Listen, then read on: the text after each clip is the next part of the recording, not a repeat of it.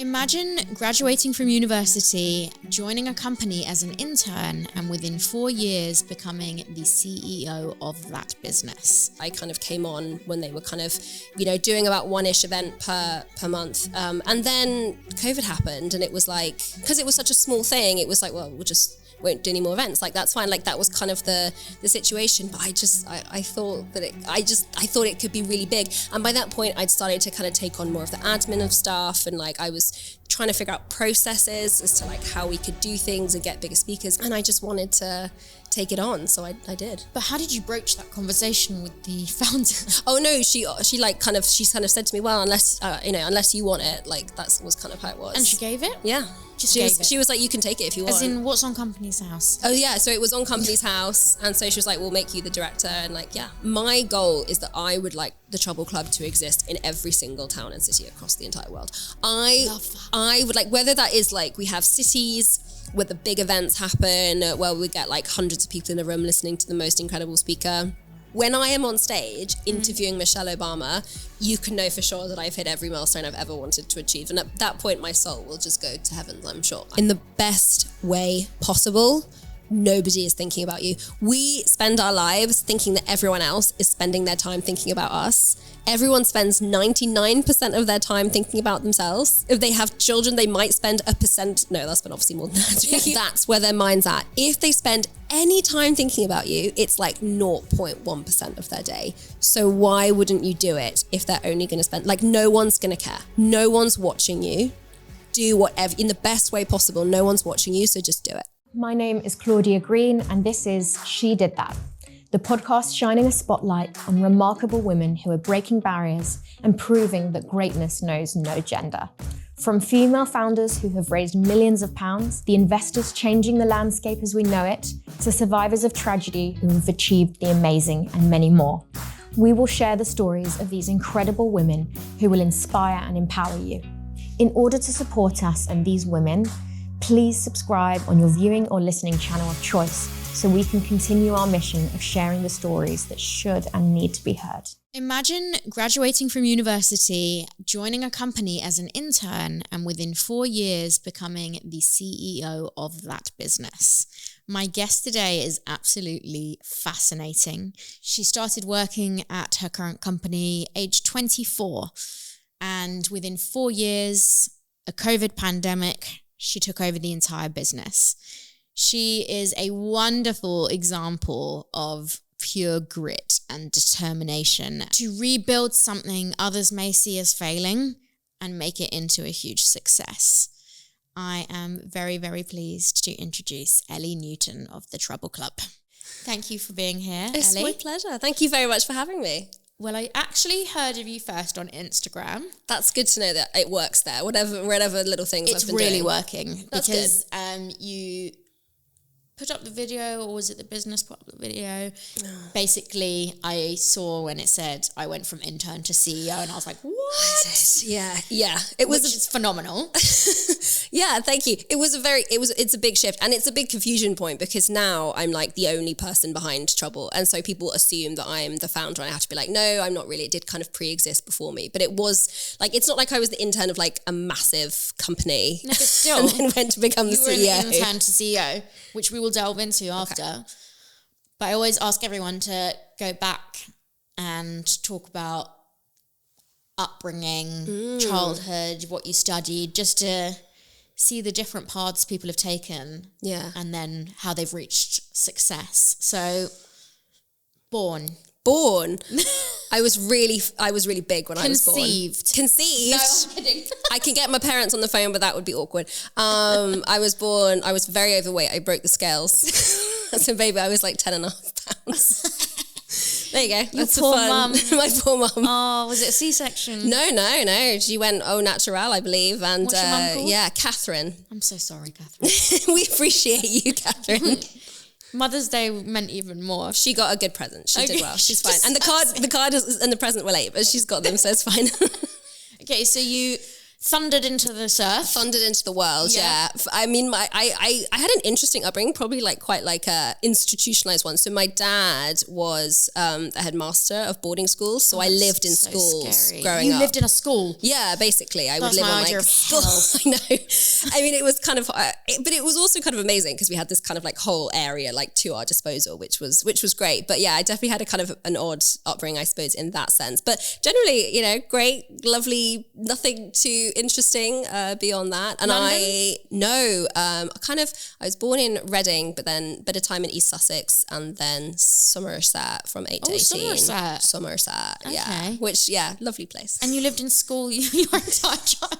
Pretty much, or like a house on like school site. I'm basically. still traumatized. Yeah, that would be my idea of But hell. no commute. Like I never commuted to school as a child. I would just walk across the playing fields, and I would be like in school. Like, yeah. Even more traumatized. How'd you pull a sickie? They could just check on you. Oh yeah, that would be the worst. If like you tried to pull a sickie, like the teacher would go up to like my dad's office. They'd be like, "Oh, I'm really sorry to hear that Ellie's not well today," and he'd be like, "This is news to me." And then obviously I'd be on the phone and I'd be in a lot of trouble. Oh God, I'm just imagining if my dad had been the head teacher, I would never have had one sick day. No, it doesn't really, happen. My dad's ethos was like, unless you are bent over the toilet vomiting, there's no excuse. Yeah, absolutely. My parents were the same. And the worst thing also was that you couldn't really get away with having left your homework at home either. Oh yeah, because you were right there. They were like, go, pop and get it. Which is what they used to do. And then if I just hadn't done it, I used to have to go and like run back to like the common room and try and like quickly scribble it out before coming back to class with it half done. Really that would have been horrendous for me. I missed 50% of my school life on sick days, and I don't think I handed in a piece of homework for nearly ever. But it's like, it's one of those things where you think it was so important at the time, and now looking back, obviously school is incredibly important, not saying for 1 second it isn't, but like it actually isn't the make all or break all of everything. And it can actually be like the break of people, like as in the thing that breaks them. It's true. By having like little support or negative teachers giving you bad comments can actually be the thing that really just destroys your self-esteem. I've met so many people that were like, it took so many years to build myself back up after school because I was just torn down. Oh my gosh. So much. I had the founder of Spa Breaks on here. Mm-hmm. Got like over 30 million a year business. And she was told, lucky she's pretty, she should, because she can marry well. Oh my gosh. Yeah, but now he's laughing. That's the best revenge. This is the thing though, you're like, these things they stick for sure. Instilled within you. I was told to be a travel agent, which is nothing wrong with a travel agent whatsoever, but it was very much like book people's holidays, otherwise like there's not much for you. So. I was very lucky. I did have I was basically told that I wasn't living up to my potential is what I was told at school, which was nice to hear, I suppose. But my parents always had this thing, which school's important, but you don't want to be someone who's good at school. You want to be someone who's good at life. Absolutely. And those two things aren't always the same thing. So were you quite academic?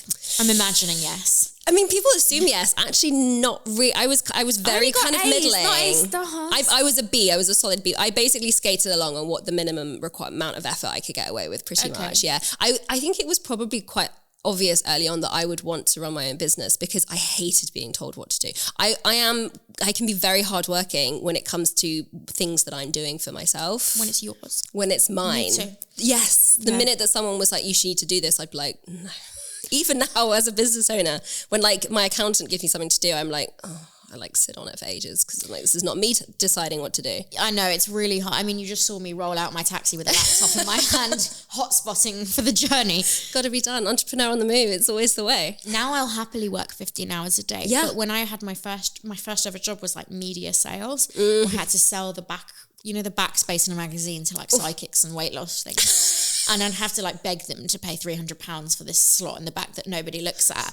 And I remember I would look and it would be like $4.59 and I'd be like grabbing my jacket, handbags on, and then I'm like holding the mouse, click, done. And I'm legging it at 5. That job sounds traumatic, to be honest. It was absolutely horrible. But a lot of cold calling, I imagine. Really bad money as well. Oh, no. I know. Anyway, We digress. Did you go to uni? I did. I went to Queen's University in Belfast, which is a little bit interesting because it's not, it's kind of, over the Irish Sea. But yeah, it was a really good decision. What made you choose to go all the way to Ireland? I didn't get my grades to go to my first choice, which was Birmingham. And then it went, but I absolutely loved it there. Met my husband there. So did you? Yeah, brought him back to England, so it all worked Irish. out. But Northern Irish, Belfast boy. They're quite sexy, aren't they? They definitely have a really good accent, that's true. And then kind of came back to London afterwards. But I did history at university, which very un-business related. Even though I always knew I wanted to go into business, there was a part of me that was always flirting with the idea of like law or, potentially something, maybe a little bit more academic. But now obviously, given that I wear very much two hats now. I'm like a business person, but also I interview all these women. So I suppose the kind of historical reading books, writing essays type thing definitely comes in handy every day, which is useful. I think the university is really helpful in a sense. I mean, I didn't go to university, and obviously I've been doing recruitment talent for 15 years. And it's funny because I always say, it doesn't matter if they went to if you went to university or not. But then when I'm actually looking at CVs, I'm like, how do I know they've got the staying power? They haven't done a dissertation. They haven't done this. And I'm like, neither have I. But that's true. I sometimes I think that exact same thing. Like I don't tend to ask for those kinds of things when we hire. Like I don't seem to think that it's that important. But then you do want those kind of check marks of okay, can they write? I didn't realize that you had to check that people can write an email properly. Yes. And that is something that you are slightly more likely to get someone who's come out of it. Well, although sometimes not. But definitely that's something you need to check before. I didn't go to uni, but I am literate. Yeah. No. But the format of how you do it, or you'd be amazed the number of people who come out who don't. Well. Yeah. It's like that level of discipline, especially at such a young age. But I also think it's unfair to judge people on how disciplined they were at 19, because how disciplined I am now in my 30s is incredibly. If you'd asked me that at 18, 19, absolutely not. I would have completely taken the piss. No, I mean 100%. And I feel like when you look at people who got into a job at 18 and then really worked their way up the ladder, you're like, that is a person who's going to be a really good asset for my business. I always say to my dad, you're just disappointed that I didn't become a secretary that drove a Rover on 30k. Was that what your dad wanted you to do? No, it was more like I didn't go to university and he just craved stability for me. It was a big thing of our parents' this generation, for sure. He was just so worried. Yeah.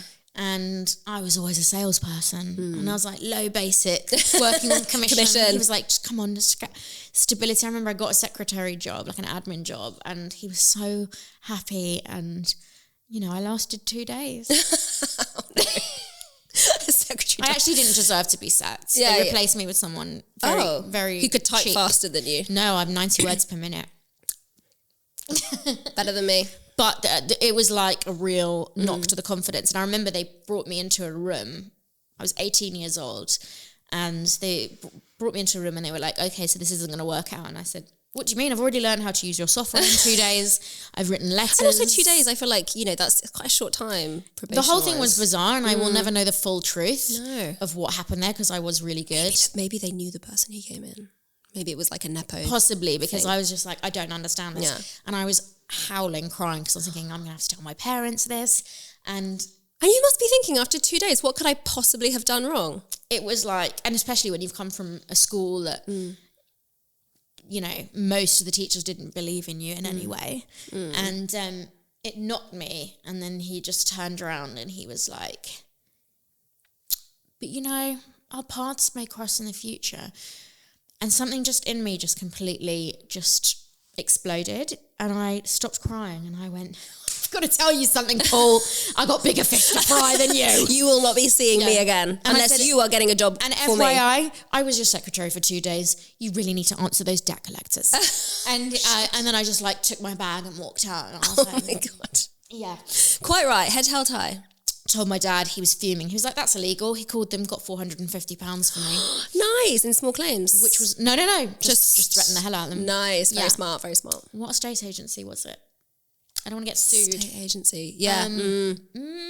Tell us the logo colours. The nickname is Bastards and Thieves. Bastards and Thieves. Oh, okay. I think I got it. I think I got it. Yeah. But it was a franchise. Yeah. So maybe that's not other branches might have been good. But why are they nickname that? That's right. So you went to uni, did history, graduated. Yeah. Did you move to London? Yeah, moved to London after university. My family actually by that point were living in Australia. My dad had got a job at a school. What's happening here? So then I kind of didn't, but I wasn't like, I hadn't spent enough time in Australia to be qualifying for like Australian living there and stuff. So I always wanted to go back to London after uni. So I went to London, dragged my now husband across with me, and lived in a flat with about 12 other people that didn't have a living room, which is also how we spent That's not lockdown. legal, is it though? I can't believe it is, but apparently, well, I mean, it probably wasn't. What they called? But HMOs or something? yeah. And it was pretty, like, so like the living room had been turned into a bedroom. And so there was only a kitchen and like a bathroom and like four or five bedrooms with like 2 or 3 people in them each. Not legal. Not legal at all, and definitely over the capacity for what was allowed in the building, if there even was an allowance. God, you're reminding me of like 1960s Poplar. Yeah. It was. God, you're not that old, are you? I am. I just you look very amazing. Oh my gosh. So moved to London, and so then essentially what happened is I got a job very quickly, working as like a kind of intern for this kind of like startup, and then found out about the Trouble Club, and basically saw that they were also looking for like an intern to help them out with events, and decided to kind of go and switch that job because the first business was a startup and stopped going.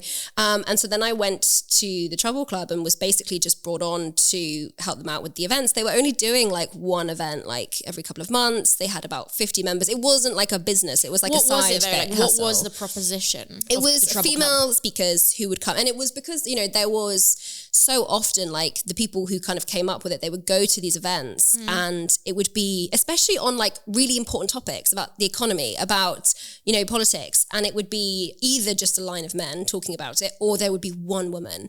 And so they kind of thought, well, why don't we just get her? Let's get her by herself, or we'll just get a panel of women to talk about this particular issue.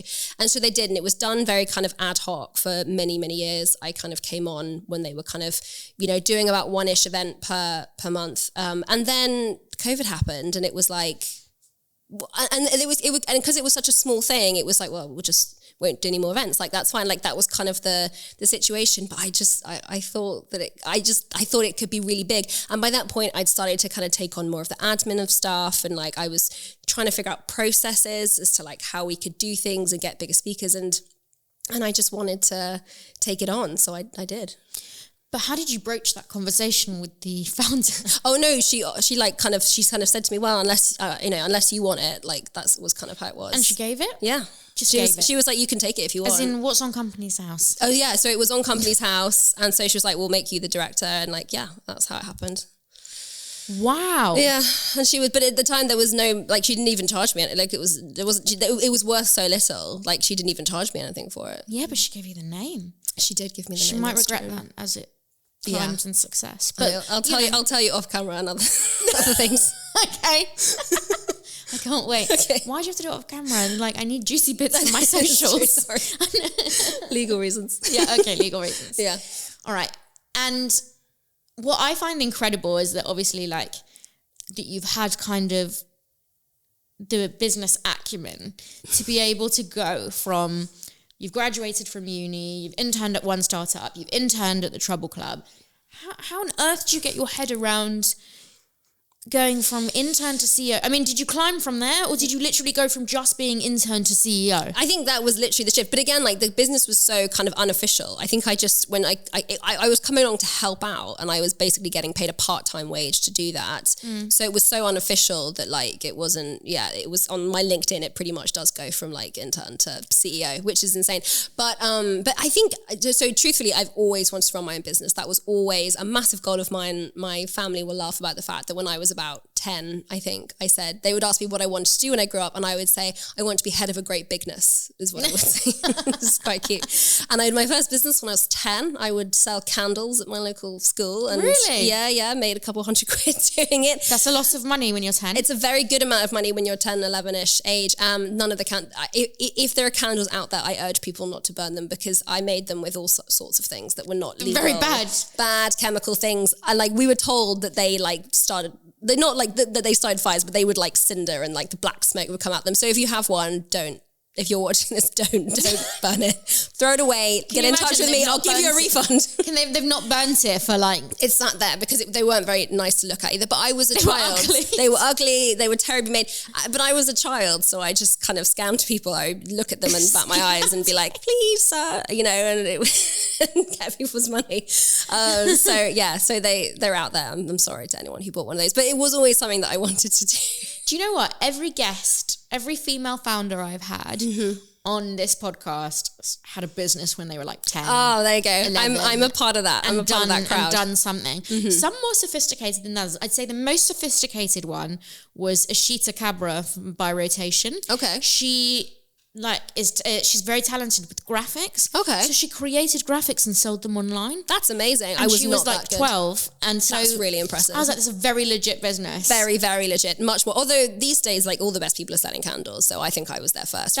Frankly. Do you think you dip your toe back into the candle? I think my family would think it was the most hilarious thing ever. Maybe. Who knows what the future holds? Troublesome candles, who knows? I don't know how they'd smell. I don't know. That's a good name. Come on, you've seen the Goop. That's candles. true. That's true. If you say it smells like a vagina. No, but it says this does not smell like a vagina. No, I think it does. It does smell like a vagina. It's Gwyneth's vagina, I'm pretty sure. Yeah. I'm not sure who she got to smell it to make sure that the scent was correct, but yeah, I'm pretty sure it's advertised as a vagina candle. Yeah. So then it's just smell. Yeah, we won't go what it. Yeah. What it smells like. Women in business do different things, but hey, it's worked for her, so you know she's very successful. She is. It's true. Okay, so you had your candle making successes. Yeah.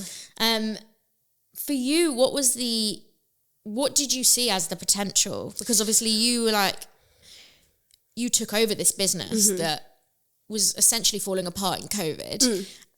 What was it about it where you thought this could be X in the future? Well, I suppose I always, I think I saw beyond COVID, if that makes sense. Like I knew that we would go back to live events at some point. And I knew that in that in-between time, it would be virtual, it would be online. So it's not like it would cost a huge amount of money. It would just cost whatever salary I would have taken from a different job at the time. And also, we're at home, there wasn't a huge amount to do. And I was like, well, I can really look at this. I can think, well, what would this look like if we had 100 members? What would this look like if we had 500 or 1,000 members, And you do the maths on an Excel spreadsheet or something, and then suddenly... So you charge subscription fees? We charge a subscription fee. We are a members club, like that's what we are. We're a club that it's a part of a community when you join the Trouble Club. But we don't have like a venue or anything like that. We are purely events based. And that was very much because it's about inclusivity. We don't want to price out... We don't want to be a club where like a nurse can't become a member, where someone who works in social work can't become a member because it's an extortionate amount of money. Yeah. So we kind of bring the community and the event side while leaving aside the very kind of posh building and Soho. I really like that though. Because no offense to anyone who has a posh building in Soho. And we love the posh buildings in Soho. And have their place. And that's great. They do have their place, definitely. But I think that's what I was craving when I originally started my business, and I was looking around at different members clubs, and I couldn't find that anywhere because of the inclusivity thing. I wasn't getting, not just diversity of person, but diversity of thought in any way. So I was thinking, I'm coming here, I'm sitting here, lots of people aren't even speaking to me all day. So, and if I am trying to join into a conversation, I'm not really getting any different points of view. These people don't have particularly different upbringings to me. Like it's very samey same. I want to be part of something where I can speak to someone that comes from a completely different background, a completely different culture, because they're going to have a point of view that is going to be completely different. Something that I will never have thought of or be able to, which is why diversity is not just about ticking boxes and including people. It's the fact that like the most successful businesses I've seen are diverse businesses. Completely. Whether that's male, female, race, religion, you need that diversity. You totally do. And I think from what I could see that for every single new speaker who we brought to Trouble, they would bring with them a different crowd of people. And some of them would just maybe come to the event, and some of them would stick around as members. And that was really exciting to me because I knew that, the more diverse our speakers were, the more diverse our audience was going to be, the more diverse our membership was going to be. And therefore, when our members were doing events, when they were sat next to each other, the chances are that they weren't sitting next to someone who was exactly like them. That they could be literally anyone because of the fact that we priced it that way, that it could be anyone. Whereas, there are obviously different clubs that you're not going to be sat next to people who come from very different backgrounds to you.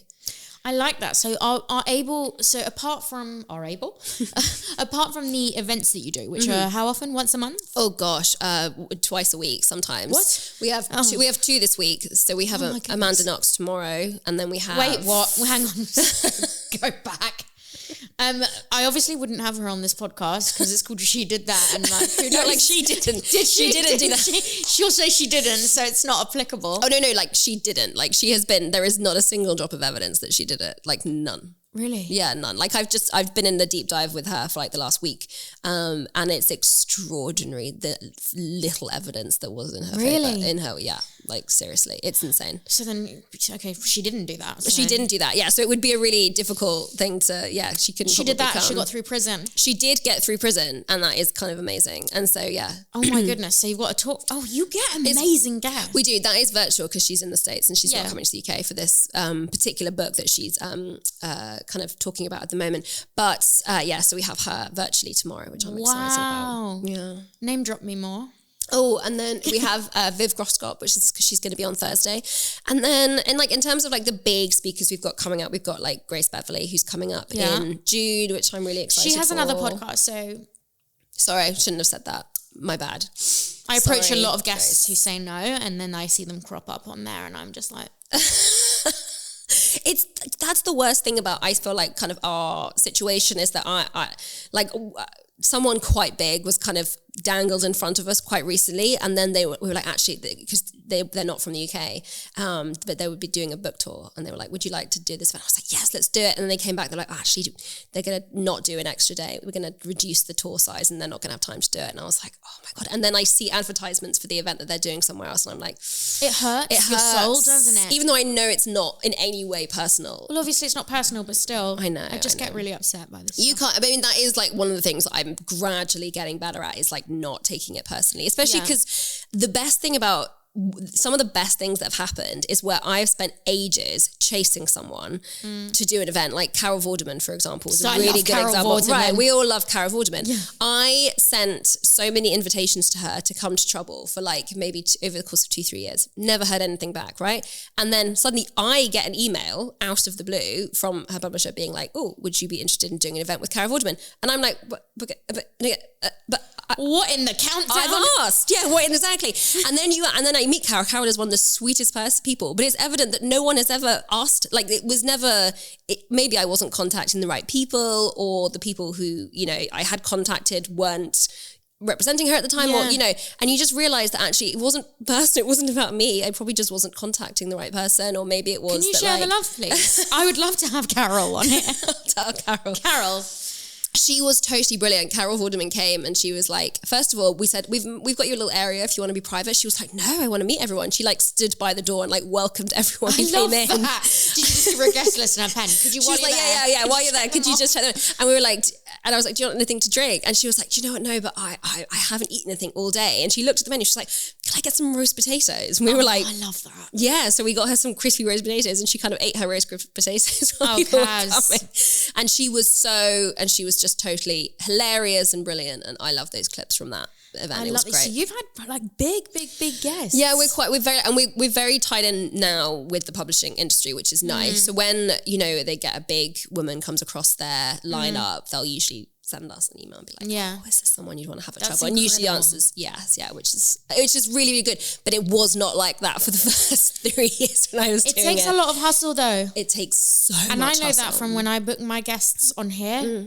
You do like a happy dance when they respond to you. Yes. Then sometimes they just ghost. That's so true. It's like a process. So hard. You can get ghosted at every stage. We built those relationships with the publishing industry, which is great. But then I did see myself getting a little bit lazy, whereby we would just take any kind of speaker like that inbound. We were given. Yeah. Exactly. Which then meant I would look and like there is still massive work to be done in the publishing industry when it comes to diversity, for example. Like we don't, like I remember thinking like no one's sending, like, these are all kind of white middle class women who I'm being sent, and if I keep putting this same women, I'm not going to diversify our audience, and also it's not what our members need to hear, and we're not, you know, giving a platform to the best people, you know, if we're only taking one type of person. So that's one of the reasons now where I kind of, that is still a big part of how we get speakers, but also I try to be a bit more like conscious and proactive about it. Yeah.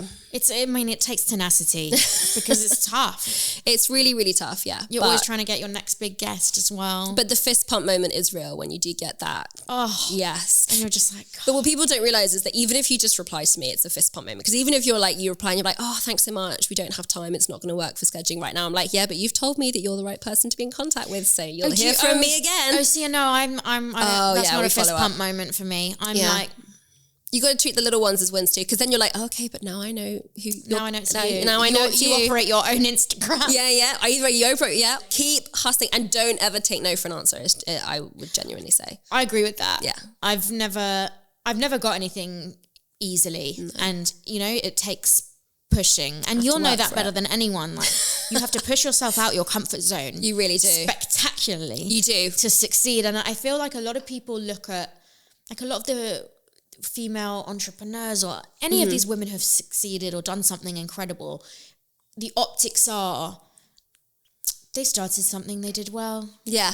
They don't see the hustle and grind behind it and the heartache and the sacrifices. And just the things that didn't work. Like I've tried so much stuff. You try marketing campaigns that don't work, where you lose thousands on them potentially. You've tried to, you know, book speakers but no one's come to the event. And you know, and we've had, it's those things that I think people wish I probably should do a better job of showing them, but things can go so badly wrong. I suppose I'm quite lucky with what Trouble is that we don't have to like invest in like a huge building and have that worry of it being, you know, of it potentially going wrong. But for, you know, I make mistakes every single day. I make mistakes and I have made so many mistakes, and you just have to make them, which is the really sad thing. Otherwise you just don't keep going, but you just got to keep kind of stepping over that massive kind of mistake that you made. You're like, oh, okay, just got to keep going. Oh, I've got an interesting question for you. Oh, okay. So I speak to a lot of women about imposter syndrome. Mm-hmm. And obviously you've gone from being an intern to the CEO. Yes.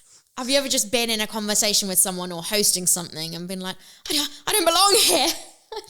I could tell you few of the times when I do feel like I belong there. Really? No, I have imposter. I mean, I remember when we did Margaret Atwood. Now, thankfully with that event, and especially with lots of the events, because when I couldn't afford to hire someone at this point, I didn't like have anyone who was working for me. I was also like the event manager for the entire event. And so like for Margaret Atwood, for example, I had to make sure that all the books were ready and laid out. I was doing the like filming of it.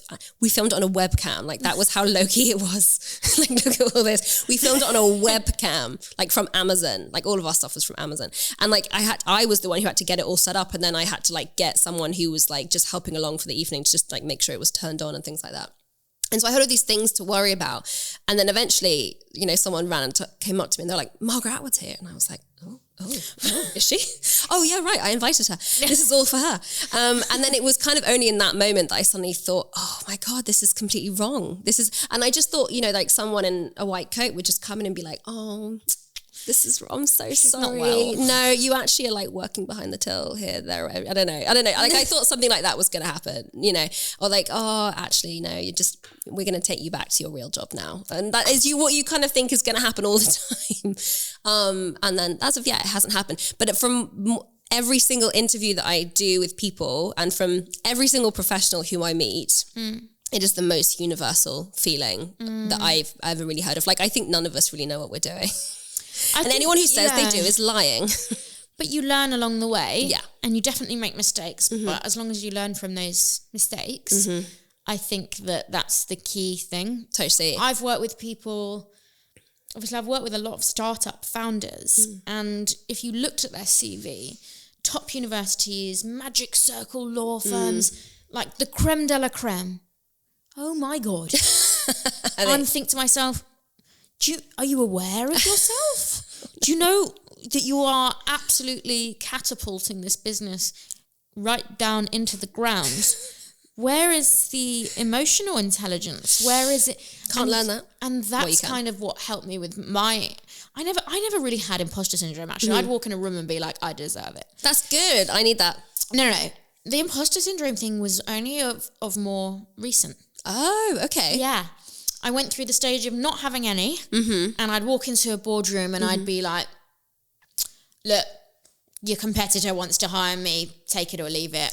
And it worked for me. Where is that? I need that energy in my life. So I didn't understand when I heard women talks about imposter syndrome and this and that, I'd be like, oh, shame for them. Like, that's very sad. I've never experienced that. Like, I felt really confident, but it was also from ignorance as well, bear in mind, because like, which is a great thing. School, ignorance is bliss. It's definitely a talent when you're young. Yeah, I didn't care. I was sassy and I hadn't been burnt yet by in the industry, so it was easier to be like that. And then I went to indifference. So like. When I started my business, my first year, I turned over $500,000. My accountant met me with the paperwork and none of it went in. As in, I was just like, okay, cool. Yeah, where do I sign? Like, what do I have to transfer to HMRC? Yeah. Which was an enormous conversation. Yeah. And at no point, he just stops and he's like, no. Have you seen the piece of paper? Have you seen the paper? And I was like, yeah, whatever. And he was like, okay, this is weird. Like, this is phenomenal. Yeah. I was like, okay, whatever. And it just didn't hit home. I'll tell you the moment it hit home. Go on. The minute the money stopped.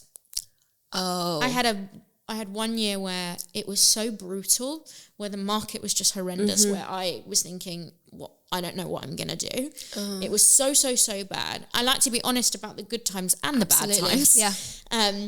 So whilst I'm riding high on that, then followed, 2 years later, I have a solid 12 months where I've got scraps of work. But because I'd saved so much, never spent it, because the penny never dropped that I had money in my account, that, luckily. And it was that moment where I'm sitting there just begging people to work with me, where I truly realised, like, okay, let's rewind. Why didn't I appreciate that time? Yeah. When I was bringing in that sum of money, I just thought it would always be like that. And now I'm in this position. And then coming out of that, you have eaten 25 humble pies, and which is good in some ways, but then in other ways, you get back into a boardroom with people who are very accomplished and they're asking for your opinion on something. And like, I do believe I add value. However, in that moment, you sit in that boardroom and you're like, why is this 40-year-old man asking me? Yeah. Like, why? Yeah. It's like, first of all, it's amazing that you talk about that, because we absolutely all have those moments. They are catastrophic. Like when we had like 6 to 70 members, when a member would end their membership, they'd cancel. Oh God, devastating. I would be like, I was relying on that to eat. Yeah. I'm not going to eat now. No, I mean, never like got that. I mean, I was very lucky. I had like a safety net, which was very, very, lots of people don't have. And I have to be really honest about that. I had a family that could support me if I needed to. They didn't, but they could have done if I'd needed it. Yeah. But like, still, it would be so devastating. And I emailed them and be like, why did you cancel? And they'd be like, I don't really have the time to attend events. I'm like, okay. Take the knife. That's fine. Yeah, it's fine. Don't worry about it. I'm cool.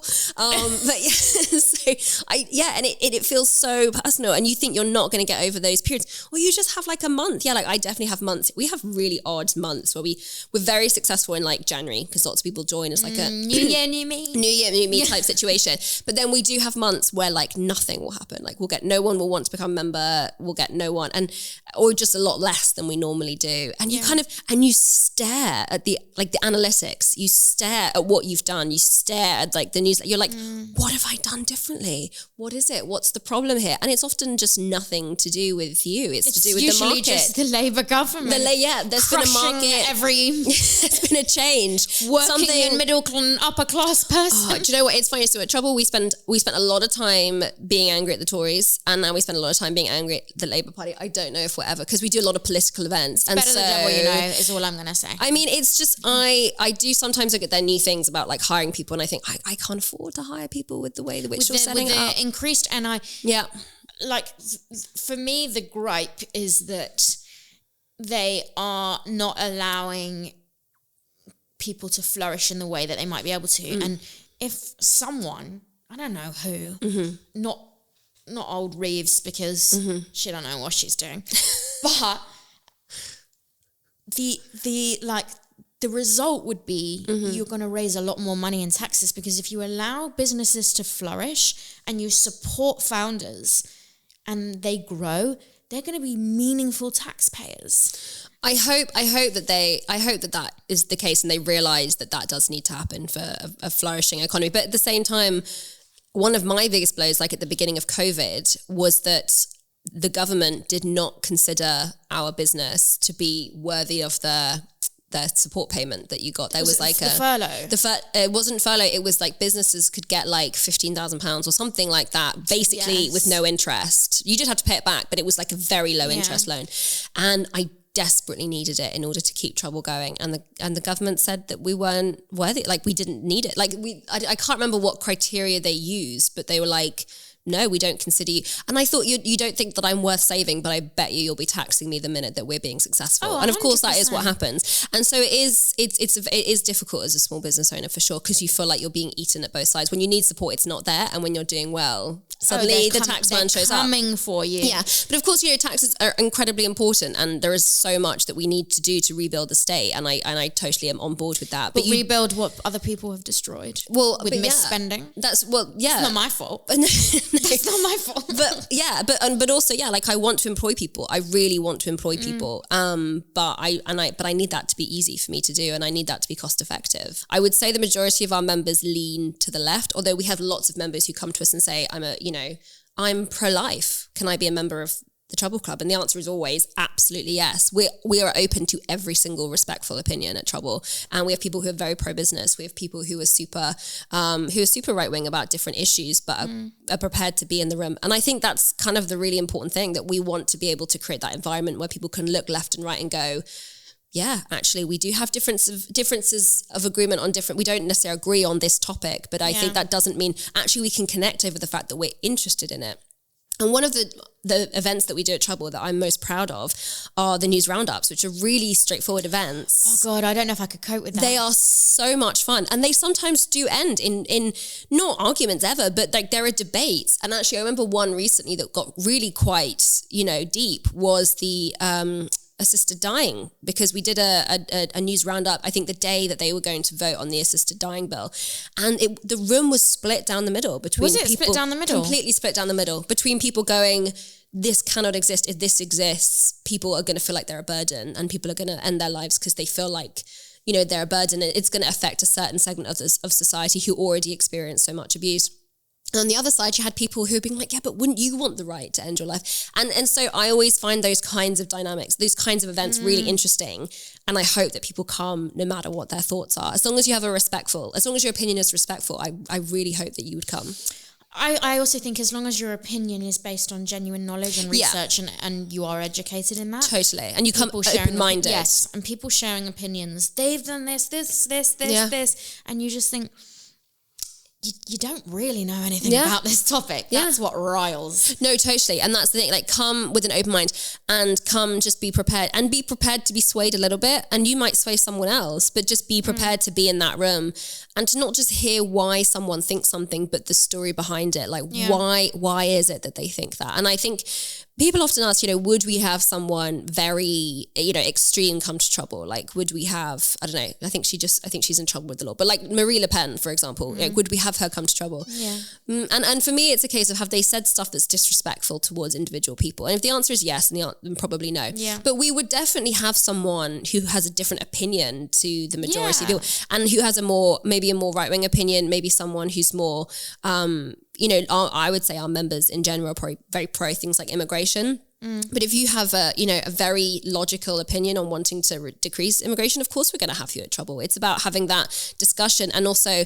otherwise we create these like very toxic, echo chambers. It's a word that's said a lot, and that is what you end up happening. They go and talk to each other, and then we talk to each other, and then no one ever crosses that divide, and that's I think as long as it's respectful. Yeah, that's it. That's all it has to be. These are the facts that have made me think this way. What are the facts that you've heard that have made you think that way? And maybe it is that maybe one of us has got facts from the wrong place. Maybe actually both the facts are right and they're looking at different areas. Because everyone's got facts go in so many different ways, and I can totally see why people fall down in different sides of a disagreement. Yeah, two things can be true. Two things can be true, and people often forget that, and there's so much nuance about everything, and I hope we get to that in some of our events. Let's talk. I don't know how open you will be with this, because I always want to delve into like the real business side of it. I want to give viewers, listeners, the opportunity to understand how a certain business model works. And a subscription fee model is something that I've always been fascinated by. My subscription fee model for my business is different. It's a set amount each month. Yes, it can increase the more clients you get, but then I have to have more manpower per client. So it's different. It's not like a gym membership where like you go to sleep, do a bit of marketing, and then wake up and you've gained 100 people, for example. And I've done the maths on these things. Like for my new business, I've been on the spreadsheets. I'm like, hang on, I only need this amount to make that per year. Like, whoa. If it works, it really works. Right, yeah. How does your model work? It's a subscription fee. Is it monthly? Is it yearly? What's the cost? So actually, we are getting a new website at the moment, which is super exciting, because up to this point, we've been working with like a kind of white label standard website builder, which has been rubbish for us because it's not suited for events and things like that. It barely does the job kind of, but if anything goes wrong, then it's havoc. Anyway, so we're changing it, which is a really exciting development, and I'm really excited to get that through. But they were like, okay, so obviously, we're looking at the different membership tiers and stuff. Can you let me know how many there are? And I went through like all of our members and realized that we had about like 65 different kinds of membership because of the fact that we had like people because we've never raised the membership on older members basically, and so we would like increase it a bit in a year, but then the old members would stay the same the way they are, so then that made two. But then so it was only an increase for new members, right? But then we have yearly and we have monthly, so then each of those have two different, and we also at one point also had a 6-month option, so then some of them have 3 options, and then of course we also for each of those options along the way have added different discounts. So we used to have a student discount. We still have a student discount, but then it kind of became an under 30s discount. But then again, that was a new kind of price point thing.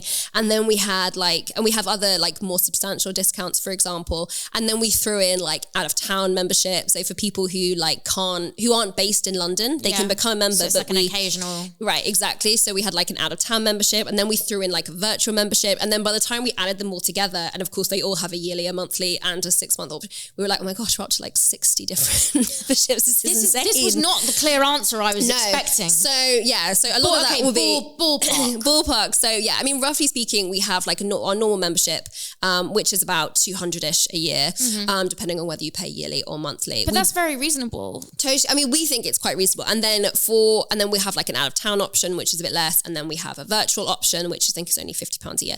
And then we do have like discounted options on those, because we are very keen to be inclusive. We're a for-profit company. People ask us if we're a non-profit. We're not a non-profit company. We are a for-profit company, but we're not like super for-profit company. Like, for us, it generally just goes back into the business, whatever we make, in terms of like, when we, do like make a good profit in a month, we'll think, oh, okay, so that's a really big event we can do next month, or we can offer some discounts. We can be a bit more flexible with things. And for me, that's the focus in terms of like growth. And I think obviously we might want to get investors down the line, and that would be very exciting. So we do have to be able to show that we can be profit generating, but at the same time, like it's not like we're not planning to, we're not making massive margins or anything like that. We basically look at how many members we have, and then we kind of divide that by how much we get from membership. And then that's obviously the budget that we work with. And that goes between, staff and the actual cost of putting on the event. So it's a pretty straightforward spreadsheets. It's got more complicated over the years, as you can imagine, kind of throwing in different bits. We have corporate membership as well, which is a nice kind of addition kind of to normal membership. And then we occasionally get the odd thing where like someone will get in touch because they want to sponsor an event. So that's another additional little thing as well, which we add into it. But yeah, so the business model in general is pretty straightforward, but we do need to simplify those tiers because there's a lot of different different ones. How many members are you at now? I actually think we crossed over to 1,900 earlier today. Yeah. So we're nearly at 2,000. I'm now rounding up to 2,000 because also we have like other members that like or on different payment platforms that were before the website. It's a mess, but it's going to be simplified soon. But at the moment it's a mess. It's going to be simplified very, very soon, yeah. What is your goal for Trouble Club? Like, if someone says, where do you want it to be in the next 3 years? In the next 3 years, if I say it out loud, then I'll have to do it. I would love... Manifest it. Okay. Yeah. So we're close to 2,000 now. I would love to have 5,000 members in 3 years. My goal is that I would like the Trouble Club to exist in every single town and city across the entire world. I would like, whether that is like we have cities where the big events happen, where we get like hundreds of people in a room listening to the most incredible speaker. But we also, the other side, I think that people don't see enough of on our socials, and that's obviously my fault, which is that we have these really tiny events like the news roundups, which are where we'll often have, it's just 10 or 15 people in a room chatting about the biggest news stories of the week. Or we'll do like a book club, or we'll do like a coffee morning where people just come along with like their favorite book and they'll just chat about it. Like they're really small events. And so I would love even the smallest places to have some kind of version of that. And then obviously try and get the big speakers to as many places as we possibly can. But I'm going for global domination here. Like it's a big goal. I would love to have like 100,000 members. That would be amazing. God, one day. How much that would come to? I mean, yeah, it would be a good number, but we'd have a lot more. You could buy your own house. Oh, yeah. We could have our own venue by that point. I mean, like people often ask, would we ever get our own venue? I think it would be really far in the future, and we'd have to be to a place where we wouldn't have to like raise people's memberships to do it, which I think would be which you'd have to do essentially, because if someone was paying say £200 a year, you couldn't. We can't give give them access to a space. No, but maybe what we would do is we would make it like an events venue, and then we would then also, when we're not using it, we would then lease it out to other people. Yeah, so that could be one option of doing it, or or maybe we'd make it into a co-working. People could buy a co-working day pass to come and just use it for the day. I love all these ideas fizzing around in your head. Do you know what though? Is that people will say to me like, "Oh, have you thought of this?" Yes. At 3 o'clock in the morning. 3 o'clock in the morning. Oh, my husband gets annoyed. Yeah, I'm on there. I have actually now on my phone, I have to have like a quick notes open out so I can like write down ideas, because they do come to you in like the middle of the night. Yeah, I know. Yeah, that is my the whole thing. Section, it's a mess. My boyfriend saw it and he was like, why have you got 142 notes? I was like, that's after deleting the ones I didn't need anymore. That's pretty, I think, that's restrained, right? Yeah. It could be way worse than that. Oh my gosh. But yeah, so people often ask if we've had these ideas. The answer is yes, we've had lots of these ideas. Like people ask us about like merchandise. You could have merchandise. I'm like, yes. The merch. We can have merch. Yeah, but I don't have time in my day right now. Bear with me. And again, and we have now like a form on the website, which is like called Trouble Near You, where people can fill out where they'd like a trouble to exist. And we get like 10 to 20 of those every single day. Really? Yeah, from like all over the place. Can they just sign up instead of filling out? Well, no, so they're not based in London. So they're like, we need events in Edinburgh, for example. Or they'll say, I'm actually based in Helsinki. When are you going to come and do an event in Helsinki? And I'm like, okay, Helsinki. We need to do an event in Helsinki. And I'll see like, why would I see? Oh, like Austin, Texas the other day. I saw one come through. I was like, I could do it. We could do. And so my biggest priority at the moment is expanding it out geographically to as many different places as possible. But then it's like, we've thought of like there's a travel component. We do trips already with some of our members. We generally get other people to kind of organize them and work in conjunction with usually women-owned kind of travel companies, which is really good. But then, I would love it someday where like you could stay in like a travel hotel maybe. Like that would be amazing. Or even if when you're traveling, you know that you can go to a trouble event. Like that would be amazing to think if you're on holiday from London and you're maybe working in Tokyo for a couple of months and you think, there would be a trouble network there that you could immediately join. Like, and that's that you the wouldn't dream. feel so frightened to... You could go to a dinner party and you'd immediately meet people. Like that's the goal. I think that would be amazing. I think the accommodation thing is a really big one, because when I first started traveling for business... By yourself, single, female, scary. Well, I'm pretty sassy, so okay. I wasn't that scared. No, at the beginning I wasn't that scared. Yeah, because obviously I'd be like, no one's going to touch me. No imposter syndrome, just living life to the best life. But then when I did travel, I was like, no, I'm a bit nervous. Like, did they see what room number I'm going to? Totally. Things started happening because, I just hadn't done it before. I was like, oh, no problem. But actually, I really started looking over my shoulder, and my friend, he'd said to me, look, why don't you try and just join one hotel chain, build up loyalty and stuff. They'll know who you are. It's a bit, a little bit safer for you. And I was like, wow, how sad that I have to do that. Stay in the same hotels when you, like, half the fun of traveling is having to stay in different hotels. Exactly. Yeah. But now I usually stick to Marriott Bonvoy because I'm safe. Go Marriott Bonvoy. It's a free plug there. They didn't pay for that. Nobody's paying for anything. But she's not being paid. No. But she got water for free. That's nice. You did get water for free. The man behind the camera is being paid. That's true. I hope so. Thanks, Alex.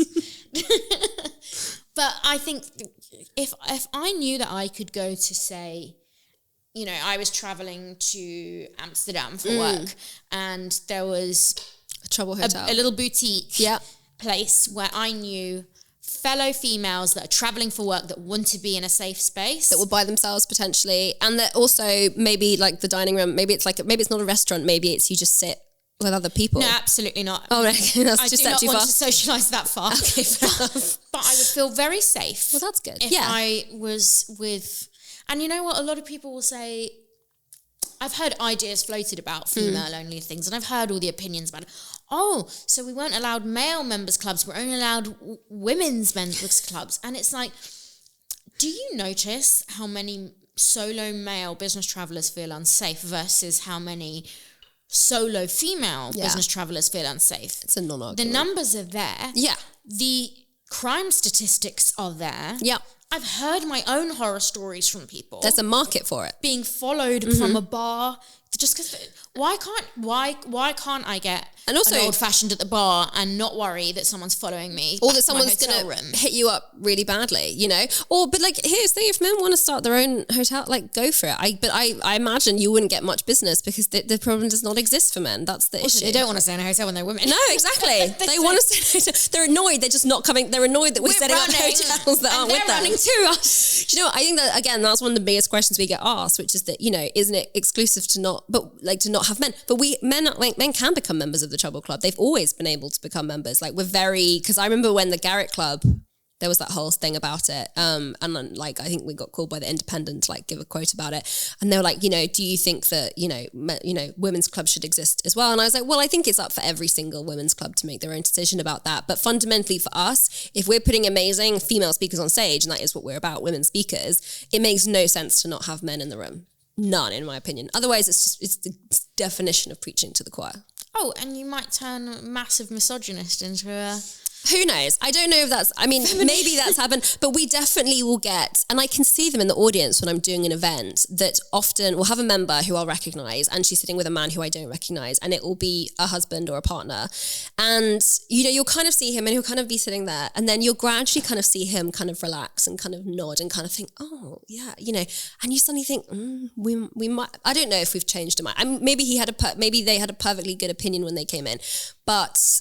I think that it was good for him to be in the room, and I would never want to stop that from happening. Plus, we have some wonderful male members that I wouldn't want to stop coming to our events.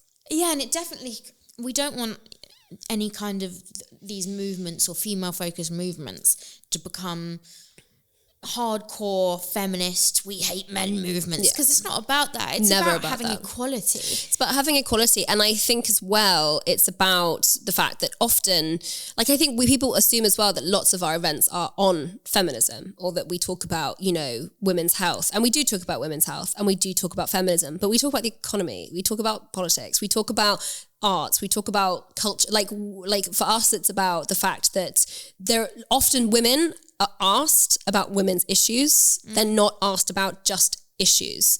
And that is also something that really, really frustrates me. And so I think that's also one of the problems. If you create this kind of women only, very much women only space, only women attend, you kind of get left in a place where you're expected to only then talk about women's issues, which are very, very, very important. Not for saying for one second that they're not extremely important, but there are also lots of other things going on in the world that women have brilliant opinions on that need to be shared. Absolutely. Okay, I've got a couple more questions for you. Number one, if you could pick anyone in the world to come and be a speaker at a Trouble Club event, she's nodding, she's thought of this. Who would you choose? I get asked a lot. Well, I mean, the easy answer, because of the fact that I kid you not, 1 in every 4 of our membership applications features her name, is Michelle Obama. She is the GOAT. I mean, I cannot explain it. We get, 1 in 4 membership applications will have her name in it, like to the point where we just expect it to be there half the time. We'll look at a membership application. It's like, Michelle Obama. We agree. We also think Michelle Obama should come to Trouble. So I just feel like from that point of view, I would make the day. I would make the life of so many of our members if we had Michelle Obama. If I was on, when I am on stage interviewing Michelle Obama, you can know for sure that I've hit every milestone I've ever wanted to achieve. And at that point, my soul will just go to heavens, I'm sure. So we always ask people when they apply for membership, do you have any reason why you'd like to get a discount? For example, are you under 30? Or, and we do get people who'll say to us, look, I'm a carer for my mom. I don't have a job where I'm trying to get by on carer's allowance. I cannot afford a membership. And often with people like that, especially if they tell us why they want to be a member, we'll be like, you can be a member. We'll give them a free membership and it's fine. But then sometimes we'll be like, do you have a reason for discounted membership? And would you like to be considered for discounted membership is the question. And people will just put yes. And we're like, okay, well, you kind of had to give us okay. You kind of had to give us a reason. No, but I love how inclusive you made it. It should be available. Yeah, exactly. And also we want as many people in the room. That's the thing for us. Yeah. Different views, different lifestyles. And we do sometimes get quite highbrow people who'll get in touch with us and be like, oh, I'd quite like to join, but can you tell me about the women who are in the club? Like, you'd be like, yeah, they're great women. They're amazing. They are intelligent. They are passionate about issues. And they'll kind of come back and be like, no, I kind of meant what's their kind of net? Names. Yes, exactly. What can I get out of this? And I'll be like, well, I don't think you're approaching that from the right angle, I'm afraid. I have no doubt that you will meet people who will be useful to you by becoming a Trouble member. I like to call it, we're very much about soft networking. Like you will be sat next to people, and they might not directly be involved in your industry, but you will meet people who will be so useful to you. And people do become business partners. They do become work colleagues. They do end up, going to work for each other, or they end up, starting something together. That absolutely happens. We haven't had a marriage yet, as far as I'm aware. If we have, can someone let us know? Because that would be really cool. But I haven't been told thus far that there's been a marriage from people meeting at Trouble. With my boyfriend. Oh, and then you guys got married. No pressure on him or you. Whoever wants to propose. Oh, okay. Poor guy. Okay, that's a little bit of pressure. But if you did, and you got married, we'd love to know. We'd love to be able to brag that we'd had a marriage. But people but more often than not, people meet their best friends at Trouble, which I'm more proud of. Yeah, I think that's incredible. Yeah, there are enough business networks out there where you can go and you can put on a name tag and say, hi, my name's I work in X. That's not really the point of Trouble. But if you come and you find that you have a shared interest with someone who's also useful to you potentially in a business sense, then that's great. I love that. One final question. Okay. An intern is watching this. Okay. An intern who has not entered into the commercial working world in the sense that they've had full employment, and they're nervous, but they really want to make waves like you have. What is your advice to them? My advice is, I don't know if there's any such thing as unique advice anymore, but it's totally stolen from someone who I interviewed a couple years ago called Grace Lordan, who's an amazing psychologist. But she just said to me, nobody cares about you in the best way possible. Nobody is thinking about you. We spend our lives thinking that everyone else is spending their time thinking about us. Everyone spends 99% of their time thinking about themselves. If they have children, they might spend 1%. No, they'll spend obviously more than that thinking about their children. But that's where their mind's at. If they spend any time thinking about you, it's 0.1% of their day. So why wouldn't you do it if they're only going to spend, no one's going to care. No one's watching you. Do whatever in the best way possible. No one's watching you, so just do it, because what does it matter? No one will care if it goes wrong. And if it does go wrong, you'll learn an awful lot, which means it will go an awful lot right the next time. Oh, that's going to be a TikTok clip. Thank you for that. Made that very easy. You're welcome. I think it's incredible advice, though. I think it's true. I think it's about letting go of the perception of others when it comes to, obviously you want to operate as an honest, good, ethical individual. That stuff's really important to care about. But do that for yourself as well. Yeah. Do it for you. Don't not do something because someone might make fun of you. Yeah. Because you know what?